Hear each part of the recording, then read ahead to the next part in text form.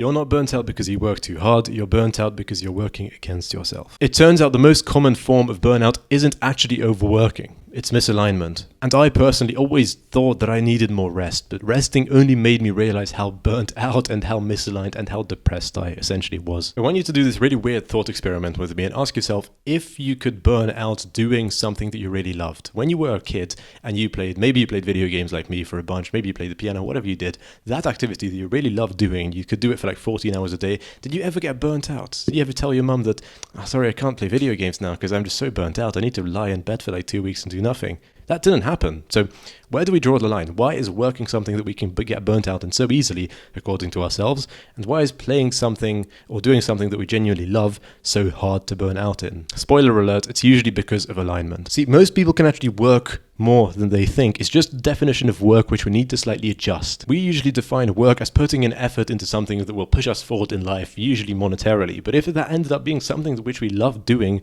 would it really feel like work? I am not here to be the liberal to tell you that work is bad and you should never work, or that you should 100% align yourself and, every single minute you love your work isn't actually working, guys.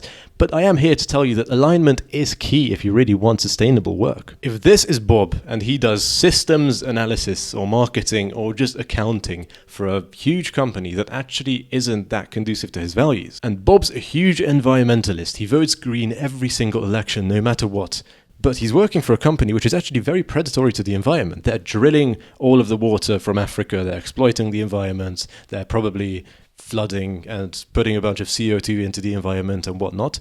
And the thing is, even though Bob isn't working on the drill in Africa, he knows the work he's doing is against his values.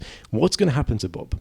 He might tell himself that he's overworked. He might not consciously have the answers, but deep down, he knows every single time your subconscious evaluates the equation. I do this, I get this company one step closer to becoming bigger. This company will do what they're doing on a larger scale. Bam, that's in contradiction to my values. Or another equation your subconscious mind might be going through right now as we speak is if you work a lot and if you actually make money, you come close to your goal, to building the business which you want to, your friends might get jealous of you. You might have to ditch your current friends. They might get jealous. They might start chatting shit about you behind your back. You're probably noticing some of these symptoms, right? Because this can be a problem in certain context.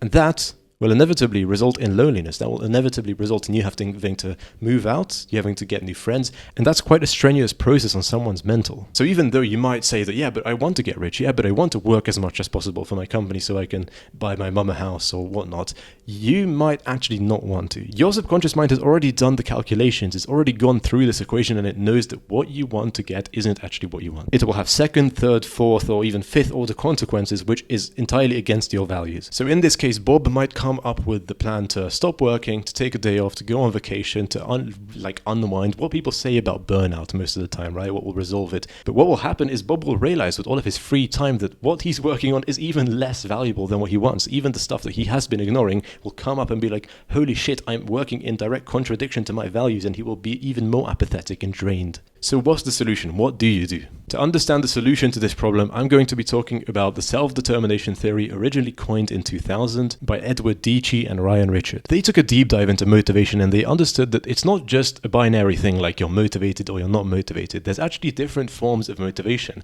And the way they conceptualize of this is that it's more of a spectrum. Your motivation can be either extrinsic or intrinsic or anywhere in between. Extrinsic motivation basically means that you do the activity for something else outside of yourself, such as status, money, or respect. And the opposite of this, intrinsic motivation, basically means that you do it for the activity itself. It's autotelic. You do it because you love it. The reason it's better to think of this as a spectrum because you might be motivated to study for an exam, which then allows you to become a doctor. You like helping people, but you don't like studying.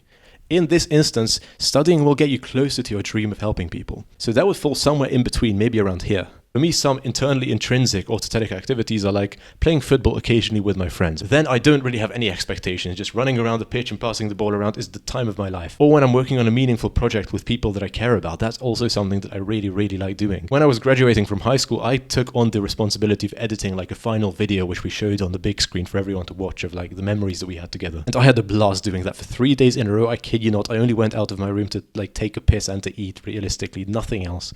I was so locked in on the task. I There was nothing else that I wanted to do. Those are the type of activities that are entirely intrinsic. To that, you might say that, yes, but you can't really get paid doing these things. And that's entirely truthful. I'm not saying that you need to go entirely on this side, but there is a way we can actually move your things, which give you money and you classify as work, more towards the right side. And those things are autonomy, relatedness, and competence.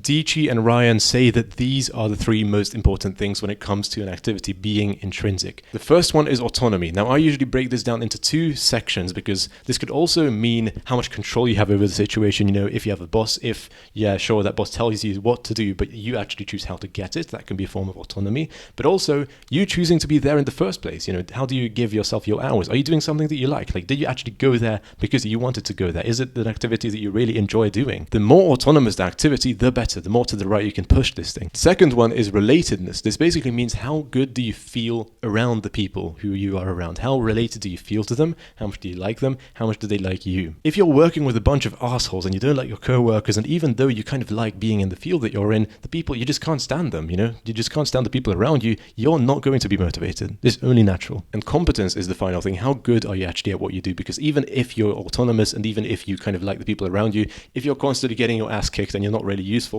you're not going to feel that good either. Notice how in my example of playing football, all of these three were entirely ticked. I was 100% autonomous, choosing to be there, choosing to do that certain thing. Now, if I was a professional football player, maybe I wouldn't be that keen on doing that because every single week I would have to play twice. I would have to play at these exact times with these exact people. Maybe I didn't even like those people. I wouldn't feel related.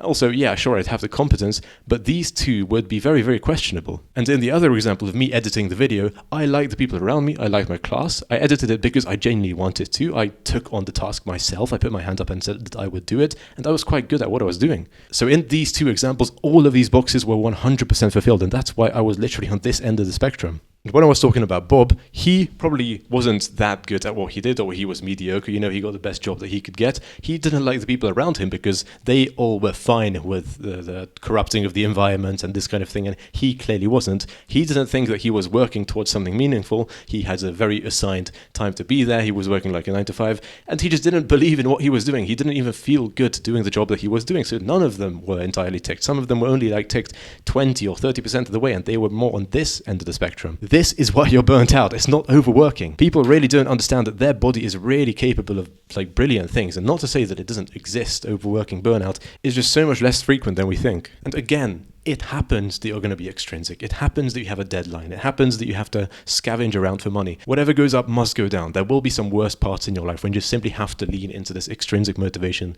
a means to an end, right? But for the love of God, please keep these three things top of mind. And ask yourself the question, how would this look like if it was 10% more fun? If you ask yourself this question, you will start coming up with ideas. Maybe I would do it in a cafe. Maybe I would do it with friends. Maybe I would choose to master a different editing software. I don't know what the answer is for you. I learned this the hard way, by the way. I woke up every single day and I just felt like I was taking a cortisol shot right away. I felt like my whole existence was putting out fires, working with people that I didn't really like. And sure, I was earning like 5 times the average salary of my country.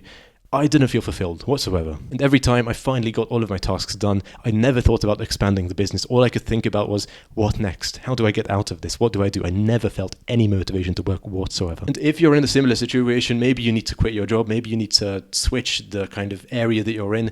You just need to align much more to your ideal life and actually get to the bottom of it. Maybe just doing a bit of journaling on what your ideal life looks like is the way to go. And if you're questioning if this advice is for you, trust me, you already know. Your subconscious already knows. In those times when you're not really thinking about anything, when you're taking a shower, the moments before you fall asleep, when you're in your bed and you're just thinking about nothing, what kind of thoughts do you have? Are they positive? Are they negative? Are they thinking about the future? Are they worrisome? Your subconscious has already mapped out the future and it already is coming to a certain conclusion. And especially if you've watched the video this far, it's probably not coming up with the brightest ideas. It's probably thinking stuff like, how can I be more disciplined? Or even worse, how can I get out of this? And those clearly indicate that you aren't entirely aligned. You aren't living your dream life. Again, not to say that there is no space for extrinsic motivation in this world. There is. There are seasons of life where you need to do that. But that is not a long-term plan. And don't aim for 100% alignment yet. You don't want to to overwhelm yourself. That's never the point of my advice. Aim for gradual improvement, but actually improve. Actually stop putting shit off. Actually focus on yourself and stop solving problems that don't exist. You don't have a discipline problem. Small shifts like this compound crazy over a few months. And if you want to make even more progress in this realm of why it feels like you're constantly against yourself, why you're in a battle to solve things which should be in your advantage, getting yourself to work, beating procrastination, and actually avoiding the bad habits, I have a very deep video on this. Be aware it isn't for the weak. It's quite a deep psychological concept coined by Richard Schwartz. It's intricate. It isn't that easy to understand, but if you do, my God, will you make a bunch of progress. And I do believe it's one of my best videos yet on this channel. So if that interests you, then click this video right here.